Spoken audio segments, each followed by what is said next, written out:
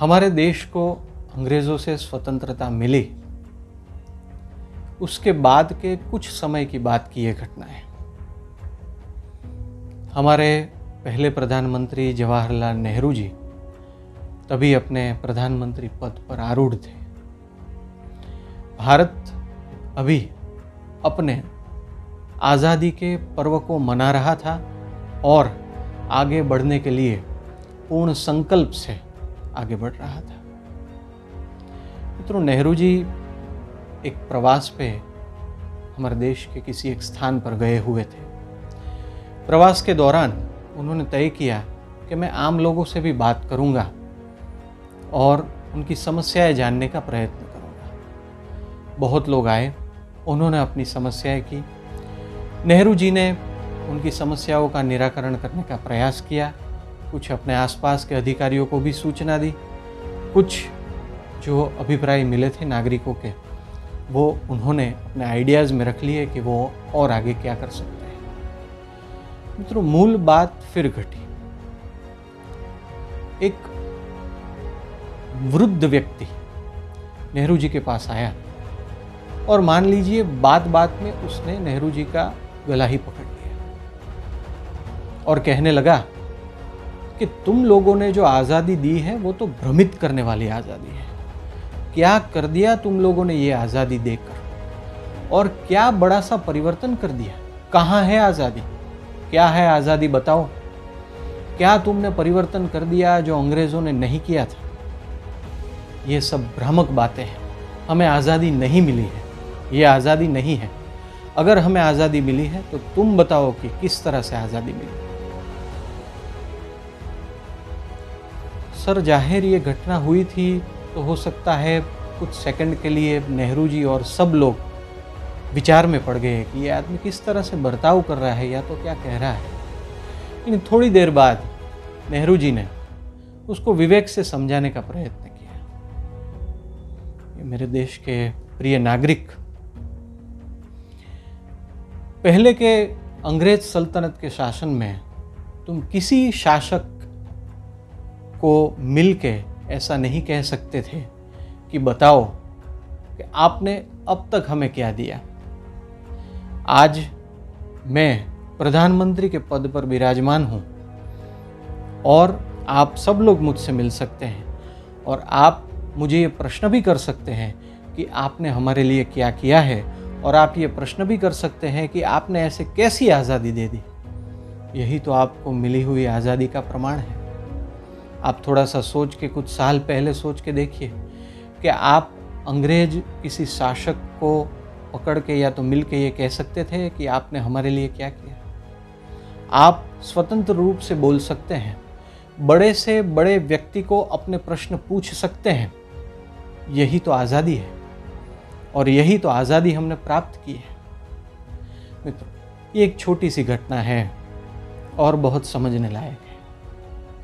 हमारे देश में सबसे कम नसीब बात यह है कि हम अपनी फर्ज से ज़्यादा अपने अधिकारों की ही बात करते रहते हैं।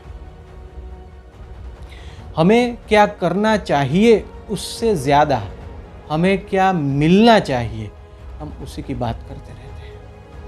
हमारे अंदर बहुत सारी संभावनाएं पड़ी हैं, लेकिन फ़र्क है कि हम उस संभावनाओं को किस तरह से, किस दृष्टिकोण से इस्तेमाल करते हैं। भारत विश्व का एक असाधारण देश, भारत हमारी भव्य भारतीय संस्कृति, हमने बहुत कुछ पाया, विश्व को भी बहुत कुछ दिया, लेकिन फिर भी मैं ज़रूर ऐसा कहूँगा कि हम बहुत कुछ कर सकते हैं। इतिहास की बात करने जाए तो मित्रों उसमें तो सालों लगेंगे, लेकिन मैं तो आज आपको छोटी सी बात करने आया हूँ।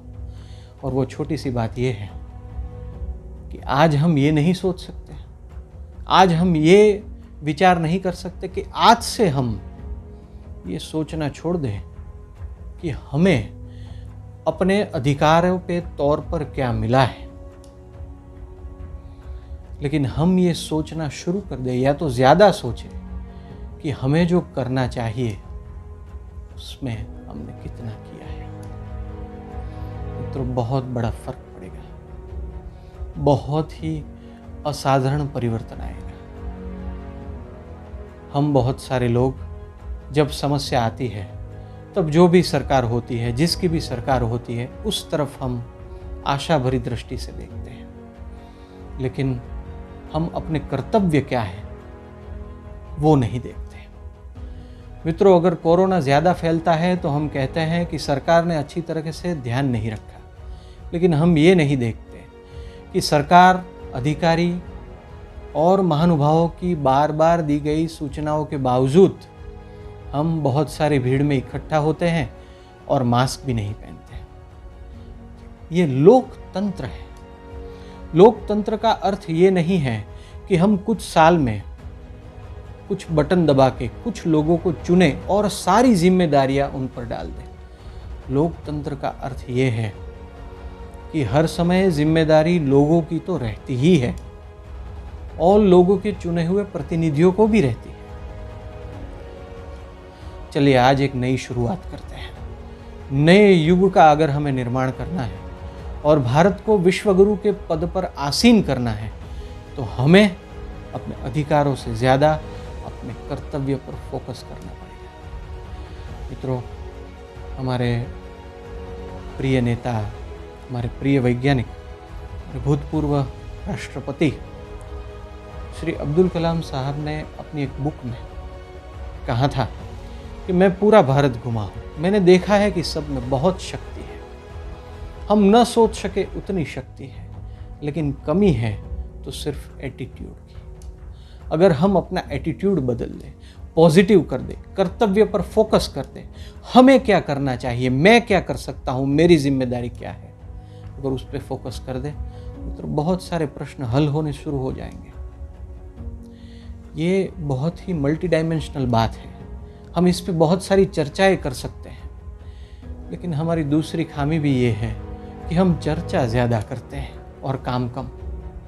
चलिए आज कुछ देश के लिए अच्छा करें, एक निर्णय ही सही कहे, निर्णय ही सही करे और लोगों को भी बताए कि आज से हम अधिकारों से ज़्यादा कर्तव्य पर फोकस करेंगे तो हमारा देश और गति से आगे बढ़ेगा, इसमें कोई शंका का स्थान नहीं है। और तभी हमारी आज़ादी सार्थक होगी जब अधिकारों और कर्तव्य का बैलेंस बराबर होगा। हम और आप आज आज़ाद हैं कई लोगों के जीवन भर के बलिदान के कारण। कई लोगों ने अपना सर्वस्व बलिदान किया, तभी हम आज़ाद हैं। उनको सच्ची श्रद्धांजलि भी तभी होगी जब हम अपना कर्तव्य संपूर्ण रूप से पालन करना शुरू कर देंगे। बाजू वाला करता है या नहीं ये बाद में देखेंगे, शुरुआत हम करें। भारत माता की जय।